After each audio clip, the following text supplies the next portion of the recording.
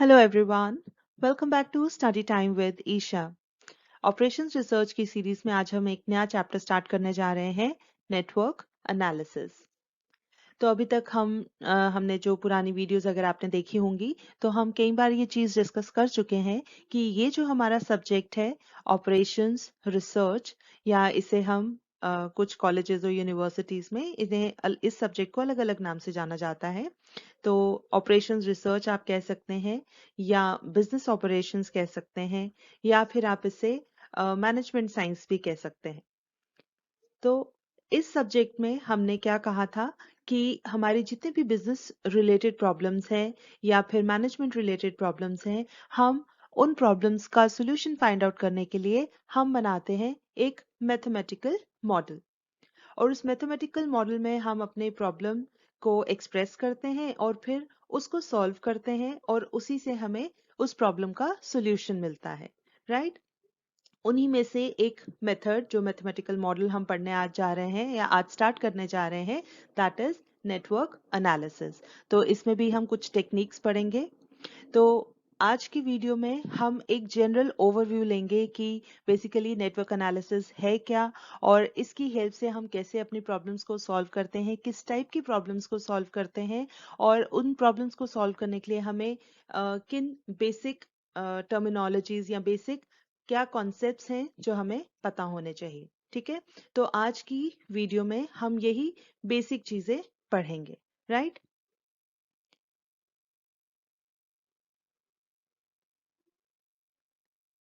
तो चलिए बढ़ते हैं नेटवर्क एनालिसिस की तरफ। देखिए, नेटवर्क एनालिसिस जो है, it plays a very important role in project management.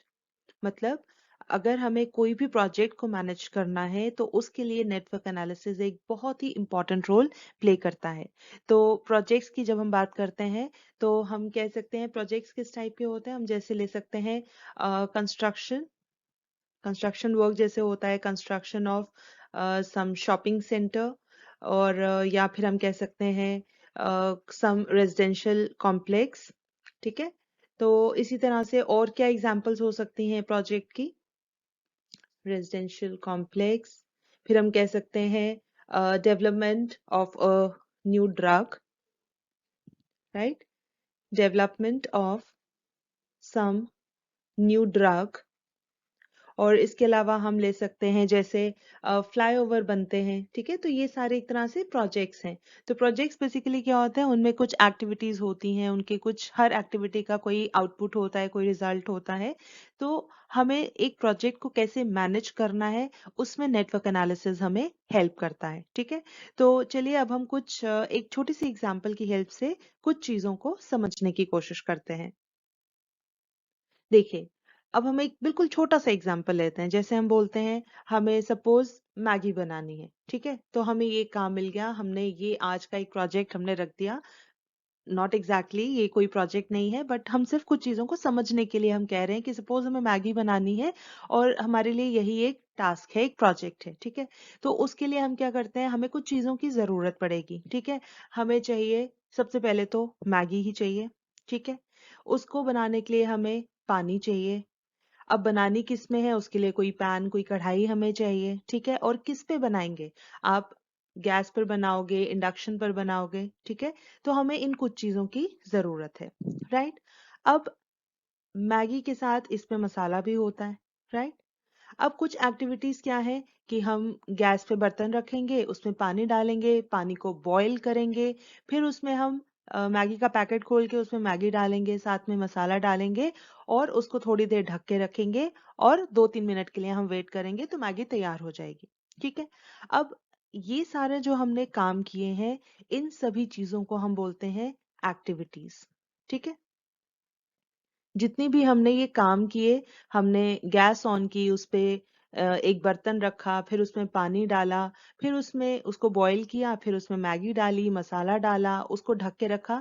तो ये हर एक डिफरेंट डिफरेंट एक्टिविटी है। ठीक है, इसके अलावा हमारे पास एक्टिविटीज के अलावा और क्या चीज होती है?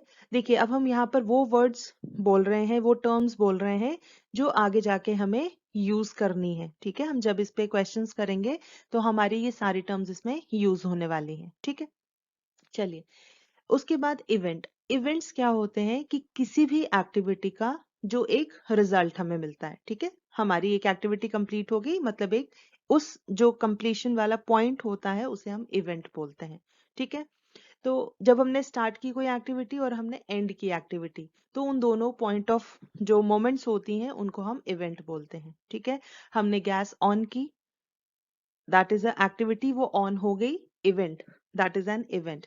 उसके बाद हमने उस पर बर्तन रखा, फिर हमने पानी डाला, उसको बॉईल किया। तो ये हर एक एक्टिविटी का जो फिर एक स्टार्टिंग और एंड पॉइंट है, ठीक है। तो वो हमारे इवेंट्स होते हैं, राइट।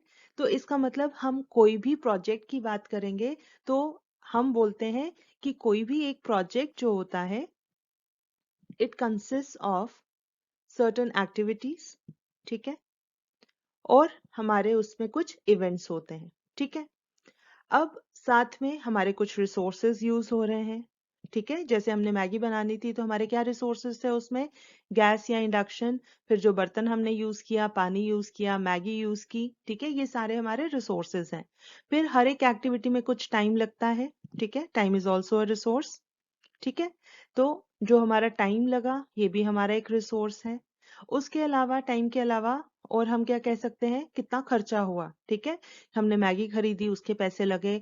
अब ऑब्वियसली हम घर पे मैगी बना रहे हैं तो हम हर एक चीज का इंडिविजुअली पैसे काउंट नहीं करते हैं, लेकिन आप बाजार में खरीदने जाते हो तो मैगी का जो हमें, अब 10 रुपए का पैकेट अगर है तो हमें 10 रुपए की मैगी नहीं मिलती है, क्योंकि सिर्फ मैगी का प्राइस नहीं होता है, उसके सर्विस चार्जेस होते हैं, उसमें और चीजें जो लगी होती हैं उसका खर्चा होता है, ठीक है। तो जो मनी है ये भी हमारा एक रिसोर्स है, ठीक है। तो एक प्रोजेक्ट में जितने भी रिसोर्सेज इन्वॉल्व हैं वो हम कंसिडर करते हैं, ठीक है। तो हम क्या करते हैं बेसिकली, अभी मेन फोकस हमारा इसमें कहाँ पर रहेगा, एक्टिविटीज और इवेंट्स पर, ठीक है। तो हमारा जो एक प्रोजेक्ट होता है, it consist of activities and events, right. अब एक प्रॉपर सीक्वेंस में हम चलते हैं, ठीक है। तो हम उसे बोलते हैं there is some technological sequence, technological sequence of the activities, ठीक है। ऐसा हमने क्यों बोला टेक्नोलॉजिकल सीक्वेंस, देखिए जब हमने मैगी बनानी थी ऐसा तो नहीं है कि हमने पैन रखा और उसके बाद पहले उसमें मसाला डाल दिया, पैन हमने गैस ऑन कर रखी हुई है और पैन में डायरेक्ट मसाला डाल दिया, तो जब तक हम बाकी उसमें पानी वानी डालेंगे तब तक तो वो मसाला जल जाएगा, ठीक है। तो एक प्रॉपर सीक्वेंस होता है कोई भी काम करने का। तो वैसे ही जब हम प्रोजेक्ट, किसी की भी प्रोजेक्ट की बात करेंगे, जैसे कंस्ट्रक्शन ऑफ अ बिल्डिंग है, या फिर कोई रिसर्च एंड डेवलपमेंट का काम है, कोई ड्रग हमें नया बनाना है, कोई मेडिसिन बनानी है, कोई वैक्सीन बनानी है, ये सारे हमारे प्रोजेक्ट्स होते हैं। तो there are certain activities involved, ठीक है। तो और प्रॉपर एक सीक्वेंस में काम होता है, ठीक है। तो टेक्नोलॉजिकल सीक्वेंस ऑफ एक्टिविटीज का क्या मतलब है, यहाँ पर हम एक और टर्म यूज करेंगे, there is a precedence relationship between the activities, ठीक है। इसका मतलब हमारे पास कुछ प्रेसिडेंस रिलेशनशिप का मतलब हो गया कि जब तक एक एक्टिविटी कंप्लीट नहीं होगी हम दूसरी स्टार्ट नहीं करेंगे, जब तक दूसरी कंप्लीट नहीं होगी हम तीसरी स्टार्ट नहीं करेंगे, ठीक है। मतलब कोई भी एक्टिविटी स्टार्ट करने से पहले उससे जो पहले वाली एक्टिविटी है वो कंप्लीट होनी चाहिए, ठीक है। तो फिलहाल के लिए ये वाले टर्म्स, ठीक है, एक्टिविटीज, इवेंट्स, ये मेन है, ठीक है। Activities, events, then there is a technological sequence of the activities and there is precedence relationship between the activities, right। I hope यहाँ तक अभी ये वाली चीजें क्लियर है, ठीक है। चलिए, ओके। सो हमने कहा कि जो नेटवर्क एनालिसिस है, it plays a very important role in project management, right. और हमने अभी ये भी कहा कि जो एक प्रोजेक्ट होता है, it consist of various activities and events, right. ये चीजें हमने कही। अब प्रोजेक्ट को मैनेज करने का क्या मतलब है, प्रोजेक्ट, जब भी हम मैनेजमेंट वर्ड यूज करते हैं उसका मतलब होता है planning, controlling, coordination. I hope ये सारी बेसिक्स आपको पता होंगे, ठीक है। तो जब हम प्रोजेक्ट मैनेजमेंट की बात करते हैं, हम किसकी बात करते हैं, planning of a project, scheduling of a project and controlling of a project, ठीक है। ये तीन मेन टर्म्स इसमें यूज होती हैं। अब प्लानिंग का क्या मतलब होता है, जब हम बात करते हैं प्लानिंग की, तो इसका मतलब है हमें एक ओवरऑल लेआउट बनाना है, ठीक है, हमारे प्रोजेक्ट का। अब ओवरऑल लेआउट का मतलब है, अब इसमें और सारी चीजें, शेड्यूलिंग भी साथ ही आ जाएगी। हम जैसे एस्टिमेट लगाते हैं कि हमारी क्या क्या एक्टिविटीज होंगी, कौन सी एक्टिविटी को कितना टाइम लगेगा, फिर हमारा सीक्वेंस क्या रहेगा डिफरेंट एक्टिविटीज या डिफरेंट जॉब्स का, ठीक है, कौन सी पहले एक्टिविटी होगी, कौन सी बात होगी, और हर एक एक्टिविटी का क्या टाइम रहेगा, कौन सी एक्टिविटी कितना टाइम लेती है कंप्लीट होने में, ठीक है। ये सारा आ जाता है ओवरऑल प्रोजेक्ट का लेआउट बनाना है, ठीक है। और कंट्रोलिंग का मतलब होता है टू कीप अ चेक। वो कब होता है, जब प्रोजेक्ट पे अब काम करना शुरू हो गए हैं, ठीक है। तो कंट्रोलिंग का मतलब होता है टू कीप अ चेक। तो टू कीप अ चेक हमें क्या चेक करना होता है कि जो हमने प्लान किया है उसके अकॉर्डिंगली हमारा सारा काम चल रहा है या नहीं चल रहा है। हमने जो सोचा था, जो एक्टिविटी जितने टाइम में होनी चाहिए या होती है, वो वैसे ही उतना ही टाइम ले रही है या कम ज्यादा ले रही है, ठीक है। तो वो आ जाता है हमारा कंट्रोलिंग पार्ट, राइट। तो यही एक्टिविटीज और इवेंट्स को हम जो एनालाइज करते हैं, क्योंकि इन सभी एक्टिविटीज को हम प्रेजेंट करते हैं in the form of a network, ठीक है। ये अभी हम आगे पढ़ेंगे वो नेटवर्क कैसे बनता है। तो फिलहाल के लिए आप इतना याद रखिए कि कोई भी प्रोजेक्ट होता है, it consist of various activities and events, ठीक है। और जो नेटवर्क होता है वो बेसिकली एक ग्राफिकल रिप्रेजेंटेशन होता है, ठीक है, कि हम ग्राफिकली प्रेजेंट करते हैं हमारी डिफरेंट एक्टिविटीज और इवेंट्स को, ठीक है। So it is a graphical representation of various activities and events of a project. तो इसी नेटवर्क को हमें एनालाइज करना है, ठीक है। अब इसको एनालाइज करने के लिए हमारे पास दो मेजर टेक्निक्स हैं। वो क्या टेक्निक्स हैं? नेटवर्क एनालिसिस के लिए we have two major techniques. एक है हमारा क्रिटिकल पाथ मेथड, जो हमें बेसिकली पढ़नी है इस चैप्टर में, ठीक है। One is critical path method, हम इसे शॉर्ट में सीपीएम बोलते हैं, ठीक है। और दूसरी हमारी है project evaluation and review technique, right. Project evaluation and review technique, जिसको हम शॉर्ट में PERT बोलते हैं। तो यूजुअली हम बोलते हैं PERT CPM, बट हम पहले हमेशा क्रिटिकल पाथ मेथड पढ़ते हैं और उसके बाद हम PERT पढ़ते हैं, ठीक है। अब इन दोनों टेक्निक्स में मेजर डिफरेंस क्या है, आने वाली वीडियोस में हम डिटेल में भी और डिफरेंसेस भी पढ़ेंगे, और ये दोनों टेक्निक्स एक दूसरे से कैसे डिफरेंट है हम आगे पढ़ेंगे। लेकिन फिलहाल के लिए आप इतना याद रखिए कि जो प्रोजेक्ट्स होते रहते हैं, मतलब रिपीट होते रहते हैं, तो वहां पर क्या होता है, हमें एक आइडिया हो जाता है कि कौन सी एक्टिविटी कितना टाइम लेती है, ठीक है। तो वहां पर सर्टेनिटी रहती है, ठीक है, कौन सी एक्टिविटी में कितना टाइम लगना है, कितने रिसोर्सेज यूज होने हैं, ठीक है। और वहां पर हम कौन सा मेथड यूज करते हैं, क्रिटिकल पाथ मेथड, ठीक है। और जहां पर जैसे कोई नया प्रोजेक्ट है, जैसे कोई नई वैक्सीन बनानी है जो पहले कभी नहीं बनी है, ठीक है, वो हमारे लिए एक नया प्रोजेक्ट है, तो वहां पर हमें कोई आइडिया नहीं होता कि वो बनने में कितना टाइम लगेगा, उसकी रिसर्च करने में कितना टाइम लगेगा, ठीक है। तो जहां पर हमें रिसोर्सेज टाइम किसी का मतलब सर्टेनिटी नहीं रहती है, अनसर्टन होता है सब कुछ, वहां पर हम यूज करते हैं PERT टेक्निक, ठीक है, project evaluation and review technique. तो ये मेन मेजर डिफरेंस है बिटवीन दीज टू टेक्निक्स, ठीक है। तो हमें नेटवर्क को एनालाइज करना है with the help of these two techniques. और नेटवर्क क्या होता है, it is a graphical representation of various activities and events of a project, right. I hope यहाँ तक क्लियर है। तो नेटवर्क एनालिसिस स्टार्ट करने से पहले चलिए पहले देखते हैं कि नेटवर्क हमें कैसे बनाना है, राइट। तो जैसे कि हमने कहा कि एक नेटवर्क क्या होता है, it is a graphical representation of various activities and events of a project, ठीक है। तो चलिए हम with the help of an example let's try to understand. देखिए यहाँ पर एग्जांपल जो है, देखिए आपको यहाँ पर दिख रहा होगा, हमने टेबल बनाया हुआ है, ठीक है, 4 कॉलम्स हैं। फर्स्ट कॉलम में हमने कुछ एक्टिविटीज मेंशन की हैं, फिर उसके बाद उन एक्टिविटीज की थोड़ी सी डिस्क्रिप्शन दी है, फिर हर एक एक्टिविटी के लिए नेक्स्ट में ड्यूरेशन बताई है कि किस एक्टिविटी को कितना टाइम लगता है, और आगे फिर प्रेसिडेंस रिलेशनशिप गिवन है, ठीक है। तो एग्जाम्पल बेसिकली क्या है कि सपोज हमें we have to produce certain goods, और उसके लिए हमें एक नई मशीन की जरूरत है, राइट, और ऑपरेटर की भी जरूरत है। और ऑब्वियसली अगर मशीन खरीदनी है तो पहले हमें बजट का अप्रूवल चाहिए, ठीक है। तो हमारी कुछ एक्टिविटीज इन्वॉल्व हैं इस पूरे प्रोसेस में, ठीक है। वो क्या एक्टिविटीज हैं यहाँ पर मेंशन्ड है। Obtain the budget approval, this is activity A. फिर उसके बाद obtain the machine, hire the operator, machine install करनी है, ऑपरेटर को ट्रेन करना है, और फिर गुड्स प्रोड्यूस होंगे, ठीक है। अब इसी के साथ आपको देखिए, आप लास्ट कॉलम में देख रहे होंगे इमीडिएट प्रेडिसेसर गिवन है। यही हमारा प्रेसिडेंस रिलेशनशिप होता है, ठीक है। कहने का मतलब ये है कि कोई भी एक एक्टिविटी स्टार्ट करने से पहले उससे पहले वाली एक्टिविटी कंप्लीट होनी चाहिए। तो वो कंप्लीट होगी तो नेक्स्ट एक्टिविटी स्टार्ट होगी। तो अगर हम यहाँ पर देखेंगे, देखिए जो पहली एक्टिविटी है उसके आगे लिखा है डैश डाला हुआ है, ठीक है। इस डैश का मतलब ये है कि इस एक्टिविटी से पहले और कोई एक्टिविटी नहीं है। तो सबसे पहली एक्टिविटी कौन सी है? ऑब्टेन द बजट अप्रूवल, ठीक है। उसके बाद सेकंड देखिए, बी एक्टिविटी जो है वो है ऑब्टेन द मशीन। जब बजट अप्रूव हो गया अब हमें मशीन खरीदनी है, ठीक है। अब उसके लिए इमीडिएट प्रेडिसेसर कौन है? एक्टिविटी ए। मतलब जब तक ए एक्टिविटी कंप्लीट नहीं होगी हम बी एक्टिविटी स्टार्ट नहीं कर सकते, ठीक है। उसके बाद थर्ड एक्टिविटी है हायर द ऑपरेटर।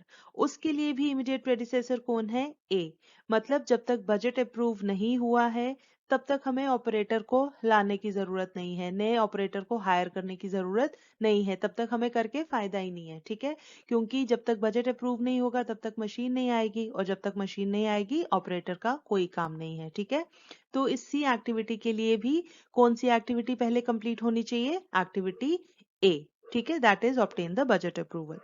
उसके बाद हमारे फोर्थ एक्टिविटी हमें गिवन है इंस्टॉल द मशीन, ठीक है। अब ऑब्वियसली मशीन तभी इंस्टॉल करेंगे जब हमारे पास मशीन होगी, तो इसलिए इसका इमीडिएट प्रेडिसेसर कौन है?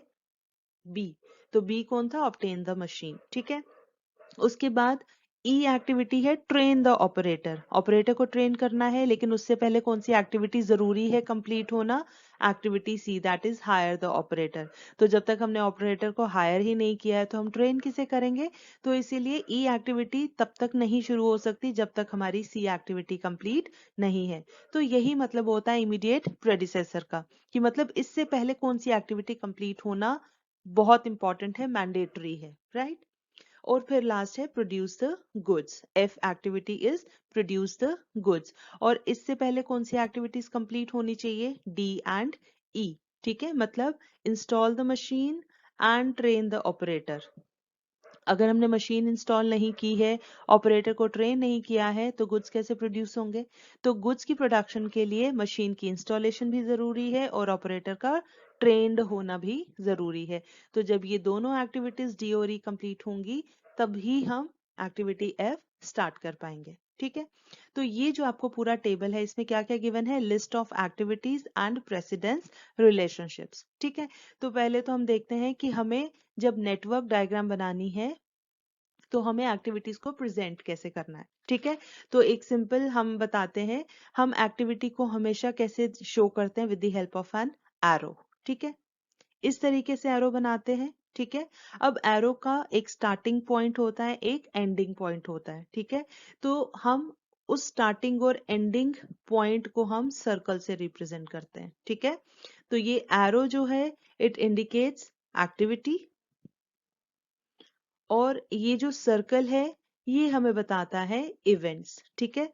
तो मतलब activity begins, activity begins and activity ends, ठीक है। Activity ends, right. और ये इन्हीं को हम इवेंट्स बोलते हैं। हमने कहा था ना इवेंट्स क्या होते हैं? It is the point of time, ठीक है, जो हमारा एक्टिविटी का स्टार्ट और कंप्लीशन बताता है, ठीक है। तो इनको हम ये जो सर्कल्स ड्रॉ किए हैं ये स्टार्टिंग इवेंट और एंडिंग इवेंट होता है, ठीक है। और इनको हम नोड्स भी तो कहने का मतलब ये है, नोड्स हमारे इवेंट्स को डिनोट करेंगे और एरो जो है वो हमारा एक्टिविटी को डिनोट करेगा, ठीक है। फिर उसके अलावा हम और क्या एक चीज करते हैं, हम इनको नाम दे देते हैं। जो भी इवेंट्स होते हैं ना, हम एक प्रॉपर सीक्वेंस में इनको नाम देते हैं। तो जैसे 1 जो है वो हमें बताएगा कि एक्टिविटी स्टार्ट हुई है, और 2 हमें बताएगा एक्टिविटी एंड हुई है। ठीक है, आगे हम अभी देखेंगे क्योंकि हम डिफरेंट एक्टिविटीज को रिप्रेजेंट करेंगे एक नेटवर्क की फॉर्म में। तो फिलहाल आप यही ध्यान रखिए कि एरो से हमें एक्टिविटी बतानी है। तो सपोज ए एक्टिविटी है, हम यहाँ एरो के ऊपर लिखते हैं ए, क्योंकि डिफरेंट एरोस बनेंगे तो हमें बताना है ना कौन सा एरो कौन सी एक्टिविटी को डिनोट करता है। तो हम हर एक एरो के ऊपर उस एक्टिविटी का नाम लिखेंगे और साथ ही हम उसकी ड्यूरेशन लिखेंगे। तो यहाँ पर जैसे देखो ए एक्टिविटी के लिए ड्यूरेशन कितनी है, 2 वीक्स। तो हम यहाँ लिख देंगे 2। ठीक है, A2 means a activity takes 2 weeks of time. अब ये ड्यूरेशन का ये जो यूनिट होता है कुछ भी हो सकता है, it can be hours, it can be minutes, it can be weeks, it can be months. ठीक है, तो हमें सिंपली यहाँ नंबर्स लिखने हैं और जब आप फाइनल आंसर लिखते हो तो वहां पर आप यूनिट मेंशन कर दोगे। ठीक है, तो आई होप अभी इतना फिलहाल आपको पता लग गया कि हम एक्टिविटी कैसे बनाते हैं। ठीक है, तो चलिए अब इसी क्वेश्चन को, ये जो एग्जाम्पल यहाँ पर है, हम इसी के लिए एक नेटवर्क डायग्राम बनाते हैं। नेटवर्क डायग्राम कह लो या एरो डायग्राम कह लो। ठीक है, अब वो बनाने के लिए हम पहले एक चीज करते हैं। देखिए ये जो डिस्क्रिप्शन वाला पार्ट है ना, अगर हम क्वेश्चन के पॉइंट ऑफ व्यू से देखें तो ये डिस्क्रिप्शन वाला पार्ट की हमें जरूरत नहीं पड़ती नेटवर्क डायग्राम बनाने के लिए। हमें किन किन चीजों की ज्यादा जरूरत होती है, एक तो हमें एक्टिविटीज पता होनी चाहिए, कौन कौन सी एक्टिविटीज हैं, उनकी ड्यूरेशन पता होनी चाहिए और उनका प्रेसिडेंस रिलेशनशिप मतलब उनके इमीडिएट प्रेडिसेसर्स पता होने चाहिए। तो इन तीनों की हेल्प से हमारी नेटवर्क डायग्राम बन जाती है। ठीक है, तो चलिए अब हमने सेम टेबल यहाँ पर बनाया है, सिर्फ डिस्क्रिप्शन वाला पार्ट हटा दिया है। तो यहाँ पर we have activities, we have durations and we have immediate predecessors of the activities, right. तो अब हम इसकी बनाते हैं एरो डायग्राम और नेटवर्क डायग्राम। ठीक है, हम नेटवर्क बनाते हैं तो क्योंकि network consist of various activities और उनको हम एरो से रिप्रेजेंट करते हैं, इसीलिए इसको एरो डायग्राम भी बोलते हैं, राइट। चलिए अब नेटवर्क डायग्राम स्टार्ट करने के लिए, ड्रॉ करने के लिए हमें पहले स्टार्टिंग एक्टिविटी पता होनी चाहिए। तो वो कहाँ से पता चलेगी, सबसे पहली एक्टिविटी वो होगी जिसके पहले और कोई एक्टिविटी नहीं होगी। ठीक है, मतलब उसका इमीडिएट इमीडिएट प्रेडिसेसर नहीं होगा। तो यहाँ पर एक्टिविटी ए है, देखिए इसका इमीडिएट प्रेडिसेसर नहीं है। ठीक है, तो आपने ये नहीं सोचना है कि ए है तो वो ही हमेशा स्टार्टिंग एक्टिविटी होगी। ठीक है, आपको हमेशा टेबल में देखना है जिस किसी का इमीडिएट प्रेडिसेसर नहीं होगा वो आपकी स्टार्टिंग एक्टिविटी होगी, राइट। तो हम इसको शो करते हैं with the help of an arrow. This is our activity A और इसका ऑब्वियसली स्टार्टिंग और एंड पॉइंट होना है एक्टिविटी का, राइट। तो हम यहाँ पर लिख देते हैं this is our activity A, साथ ही हम इसकी ड्यूरेशन लिखेंगे, वो है 2 वीक्स। तो हम यहाँ 2 लिख देते हैं। ठीक है, और हम नोड्स की नंबरिंग कर देंगे। तो हम नोड्स 1 एंड 2। ठीक है, तो ये 1 से स्टार्ट हुआ है, 2 पर एंड हुई है एक्टिविटी ए। उसके बाद आगे देखिए अब एक्टिविटी बी है। तो बी एक्टिविटी का इमीडिएट प्रेडिसेसर है ए और साथ ही देखो सी एक्टिविटी का भी इमीडिएट प्रेडिसेसर ए है। तो इसका मतलब ए कंप्लीट होने पर हमारी दो एक्टिविटी स्टार्ट होंगी बी एंड सी, राइट। तो हम बी और सी यहाँ नोड 2 से जहां पर ए खत्म हो रही है, हमारी दो एक्टिविटी स्टार्ट हो रही है बी एंड सी। तो हम यहाँ पर लिख लेते हैं एक्टिविटी बी एंड सी और इनकी ड्यूरेशंस क्या है, 5 एंड 1। ठीक है, बी की है 5, सी की है 1। अब ऑब्वियसली ये स्टार्ट हुई है तो एंड भी होनी है दोनों। ठीक है, यहाँ पर ये एंड हो रही है, हम इन नोड्स के नाम दे देते हैं। 1 2 हो गया, ये 3 एंड 4। ठीक है, चलिए now activity D. D activity का इमीडिएट प्रेडिसेसर कौन है, बी। इसका मतलब डी एक्टिविटी तब तक नहीं स्टार्ट हो सकती जब तक बी खत्म ना हो और बी उसका इमीडिएट प्रेडिसेसर है। तो इसका मतलब बी खत्म होगा तो डी स्टार्ट होगा। बी खत्म हो रहा है नोड 3 पर, तो यहाँ से स्टार्ट होनी है एक्टिविटी डी, राइट। हम यहाँ लिखते हैं एक्टिविटी डी और साथ ही इसकी ड्यूरेशन 1, राइट।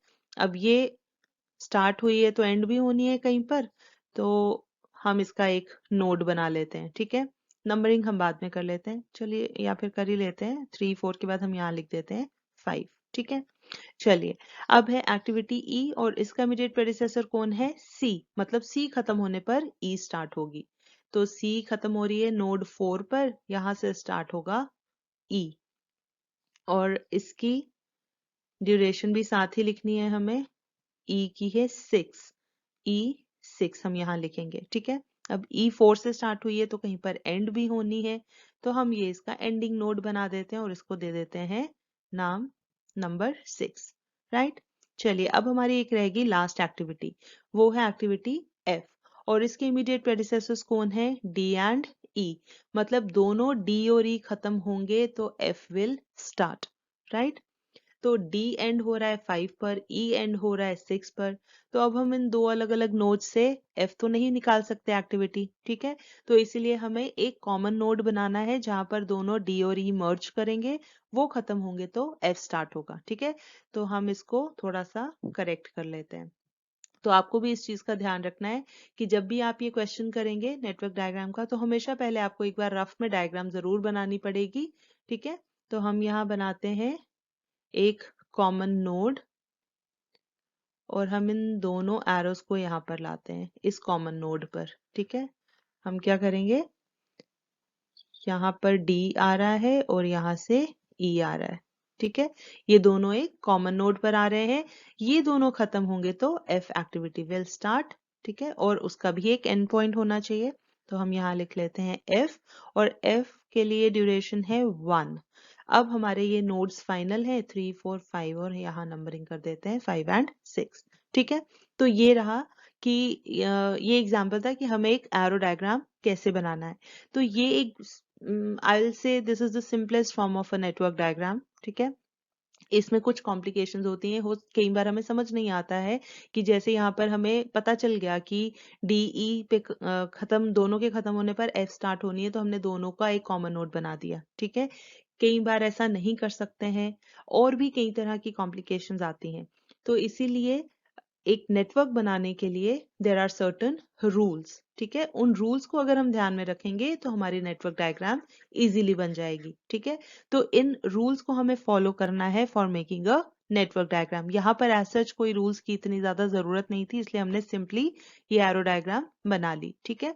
तो जब भी हमें नेटवर्क डायग्राम बनानी है, हमें ये रूल्स की एकदम क्लैरिटी होनी चाहिए, क्योंकि अगर हमने एक भी रूल को ओबे नहीं किया तो हमारी नेटवर्क डायग्राम गलत हो जाएगी, ठीक है।